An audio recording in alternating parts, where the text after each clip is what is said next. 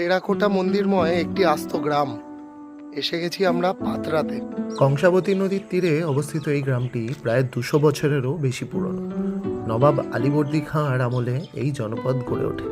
মূলত মজুমদার এবং ঘোষাল বংশের জমিদারি আমলে এই মন্দিরগুলো নির্মিত হয়েছিল। এটি একটি দুর্গা মন্দির। এরকম সমস্ত মন্দিরগুলোরই জরাজীর্ণ ধ্বংসাবশেষ পড়ে আছে। এখন সঠিকভাবে সংরক্ষণ হলে হয়তো মন্দিরগুলোর এখনো অনেকটাই থাকতো। এখানে ছড়িয়ে ছিটিয়ে রয়েছে প্রায় 34টি মন্দির। পোড়ামাটির গায়ে ফুটে উঠেছে রামায়ণ মহাভারতের কাহিনী। এখানকার রাসমঞ্চটি বাংলা স্থাপত্যের এক অনন্য নিদর্শন। সম্ভবত এটি একটি শিব বা বিষ্ণু মন্দির।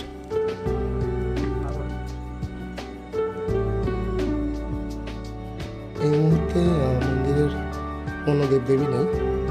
কিছু কিছু স্থাপত্য নদীবক্ষে তলিয়ে গেছে, আর কিছু স্থানীয়দের ইট চুরি বা এই ধরনের কাজকর্মের ফলে আজ এই অবস্থা। অষ্টাদশ শতকের দিকে তৈরি এটি একটি নবরত্ন মন্দির।